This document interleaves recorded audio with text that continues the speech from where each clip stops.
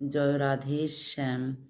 আমাদের হৃদয়টা তো আবর্জনায় পরিপূর্ণ, তাই এই হৃদয়ে আবর্জনা পরিষ্কার না করলে এখানে ভগবানের কথা, ভক্তের কথা এখানে আশ্রয় পায় না। তাই ভক্তের কথা বলে বলে বা শুনে শুনে এই হৃদয়টা পরিষ্কার করতে হয়। তাই ভাগবতে তো দ্বাদশ স্কন্ধ, 12টা স্কন্ধ, তার নবম স্কন্ধ পর্যন্ত ভক্ত চরিত্রের কথা আলোচনা আছে।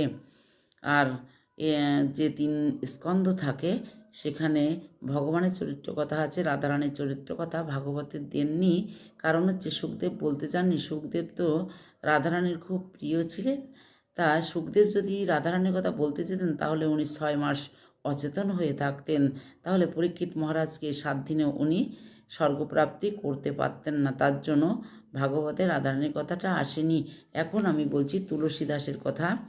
তুলসীদাস 8 বছর বয়সে পিতৃমাতৃ হারা হন। ওনার জন্ম হয়েছিল প্রয়াগরাজের কাছে বান্দা জেলায় রাজপুর গ্রামে। পিতা আত্মারাম ত্রিবেদী আর মাতা তুলসী দেবী। পিতামাতা যখন মারা গেছে তখন উনি খুব কষ্টে ছিলেন। তখন গুরুদেব নরসিংহ দাসের কাছে উনি আশ্রিত হন। তিনি তাকে আস্তে আস্তে বড় করে তোলেন আর তারপর তার এই শিষ্যকে বিয়ে দিয়েছিলেন।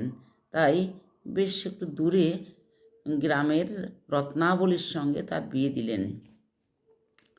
কিন্তু রত্নাবলীর ভালোবাসায় উনি এতই মোহিত ছিলেন যে যজমান বাড়ি গেলেও সেখান থেকে ফিরে এসে রত্নাবলীর সঙ্গে দেখা না করলে তার ভালো লাগতো না।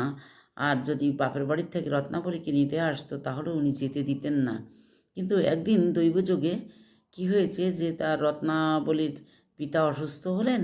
তাই যখনই খবরটা শুনেছেন, শুনে রত্নাবলী বাবার বাড়ি রওনা দিলেন। তুলসীদাস যজমান বাড়ির থেকে এসে যখন রত্নাবলীকে বাড়ি পাননি তখনই সঙ্গে সঙ্গে শ্বশুর বাড়ি রওনা দিলেন। যেতে রাত হয়ে গেছে, পথে কাটা গাছের খোঁচা লেগে লেগে শরীর থেকে ক্ষত বিক্ষত হয়ে রক্ত বেরোচ্ছে।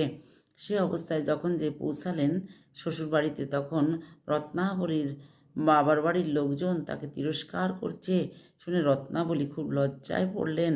যেই লজ্জায় পড়েছেন তখন তুলসীদাসকে তিনি ভর্ৎসনা করে বললেন, তুমি কেন এখানে এসেছো? তুমি তোমার স্ত্রীর প্রতি প্রণয় নয়, স্ত্রী রূপের লোলুপতা। সামান্য নারীদের প্রতি তোমার এত আসক্তি, এতটুকু ভালোবাসা যদি তুমি রামচন্দ্রকে দাও তাহলে তুমি রামচন্দ্রকে পেতে। তাই তখনই তিনি বনের পথে রওনা দিলেন আর রামচন্দ্রকে পেলেন।